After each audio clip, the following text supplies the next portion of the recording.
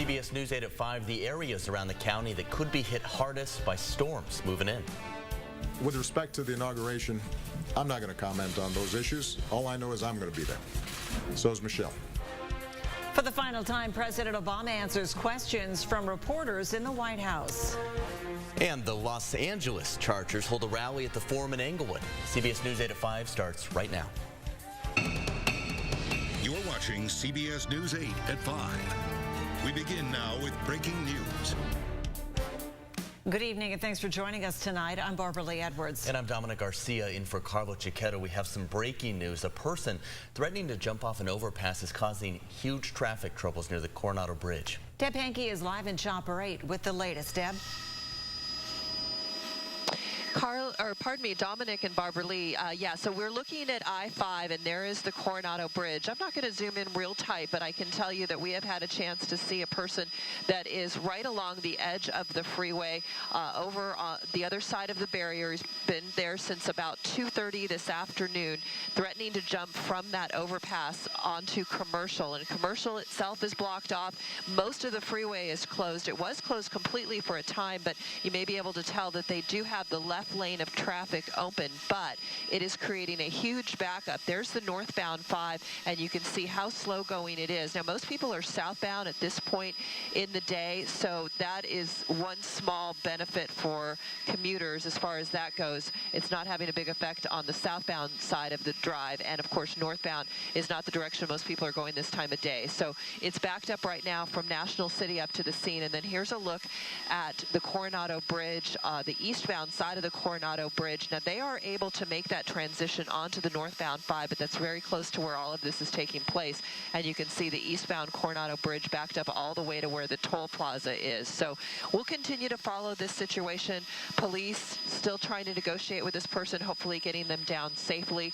But a huge traffic mess here on the northbound 5 at Commercial, affecting the Coronado Bridge significantly as well. And that's the latest from up above here in Chopper 8. Dominic and Barbara Lee, back to you.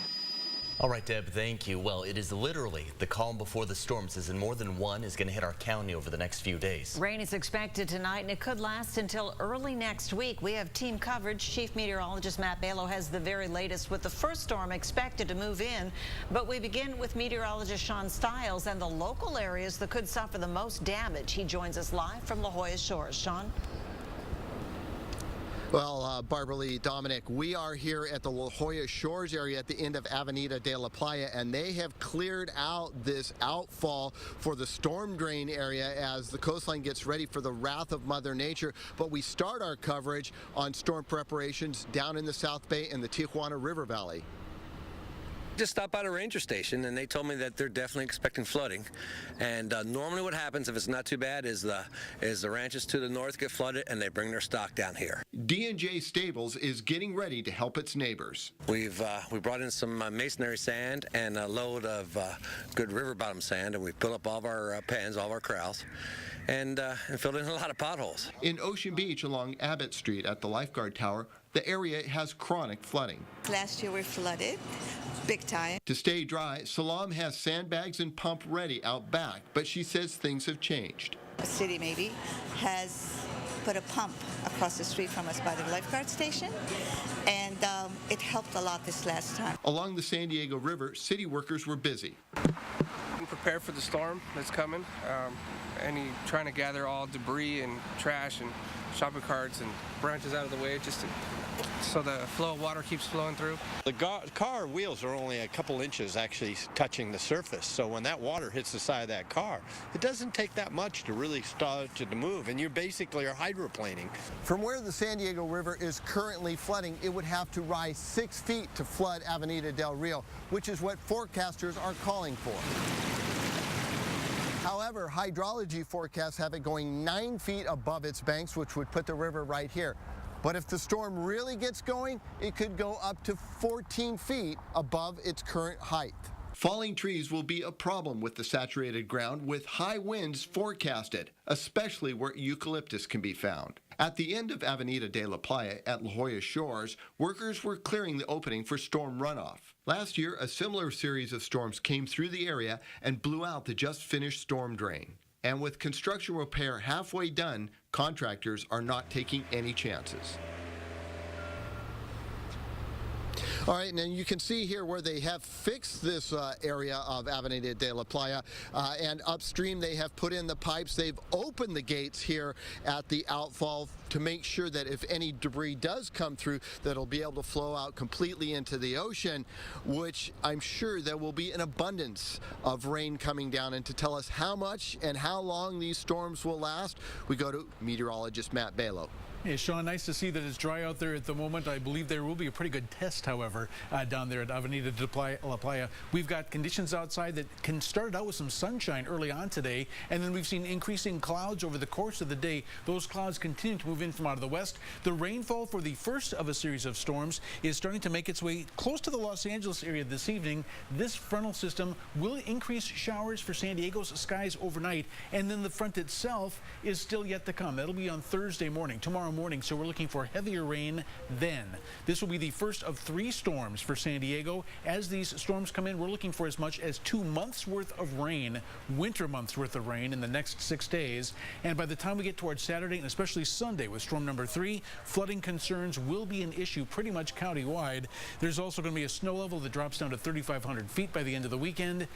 And the wind will be quite strong. As you heard earlier in this Sean's report there, the strong winds may cause some problems with downed trees, especially by Sunday and Monday of next week. I'll have more on the exact timing of each one of these storms as they come in here and when we will be drying out. That'll be coming with your 8-day microclimate forecast a little bit later on in this half hour. A woman caught on camera vandalizing a Hillcrest nightclub is now paying for her crime. Surveillance video shows Raquel Bonilla and another woman throwing rocks at Urban Moe's in August, shattering a glass door. Just moments ago, a judge handed Bonilla her sentence. CBS News 8's Kelly Hessedal is live downtown with the latest. Kelly? Yeah, Dominic and Barbara Lee, Raquel Bonilla definitely got a second chance today. If convicted, she could have faced jail time, but instead she chose to take a plea deal, and as part of that, she was just ordered to pay restitution. She even brought that money with her today. Go ahead and take a look from inside the courtroom. Again, that hearing wrapped up just a little while ago. The 22-year-old was originally charged with felony vandalism and faced a maximum of 3 years in jail if convicted. But as part of this plea deal, she pled guilty to disturbing the peace, which is considered an infraction that's less serious than a misdemeanor. This case all stems from an incident back in August. She and another female were caught on surveillance cameras throwing rocks at Urban Moe's, a gay bar in Hillcrest, shattering the glass. The owner tells CBS News 8 the two had been thrown out of the bar for arguing with customers. The damage estimated to be about $1,200. She was ordered today to pay about $1,700, and again, she brought that amount with her to court, according to her attorney. Though she appeared to be remorseful standing before the judge, one thing we did not hear today is an apology. We can never make it. It's nice if they do that, but we can never force anybody to apologize.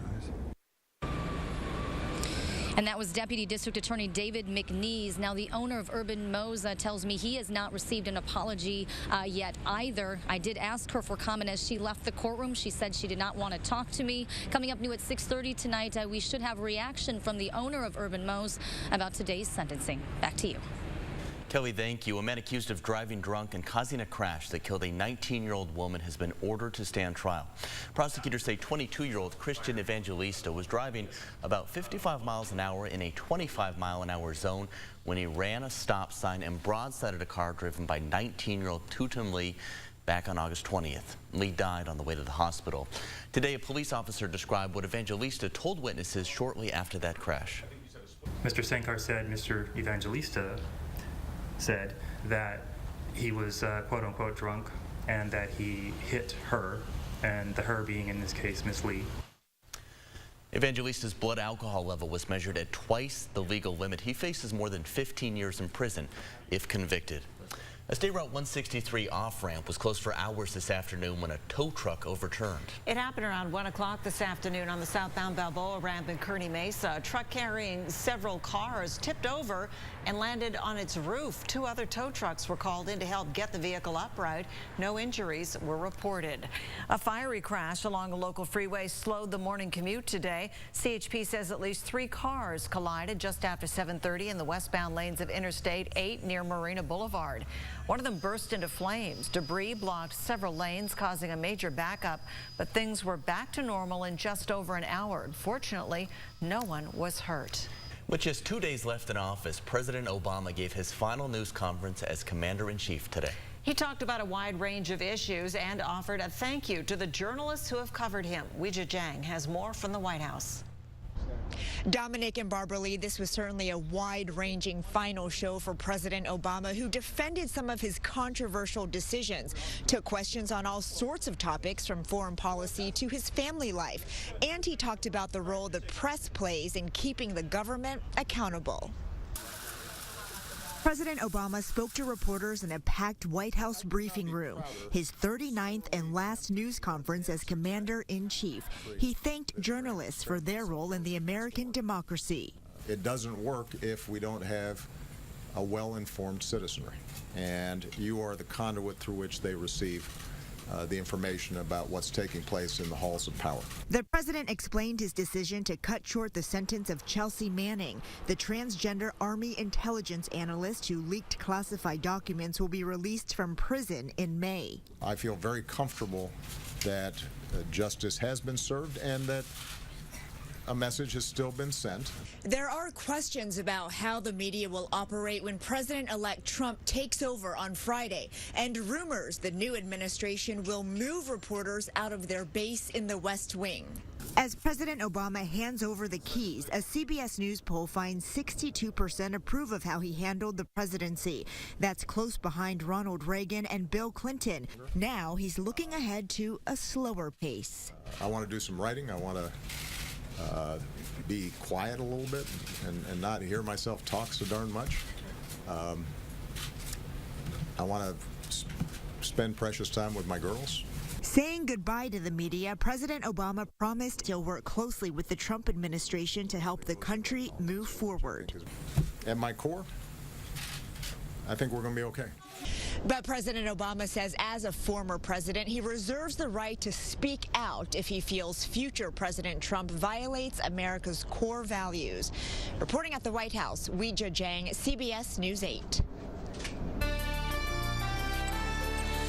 Let's check on traffic now. Deb Hankey is live in Shop Parade over a bad traffic situation near the Coronado Bridge. Deb? Yeah, very unfortunate situation. Northbound side of the 5 here, right near Commercial, is where all of this is happening. There is a man that's standing on the edge there of the freeway on the other side of the barrier, and he's been talking with officers since 2:30. This is when it all started, 2:30 this afternoon, and they've been trying to get him to come down, but it continues to be a problem here, and they had the freeway completely shut down. Right now, they just have one lane open.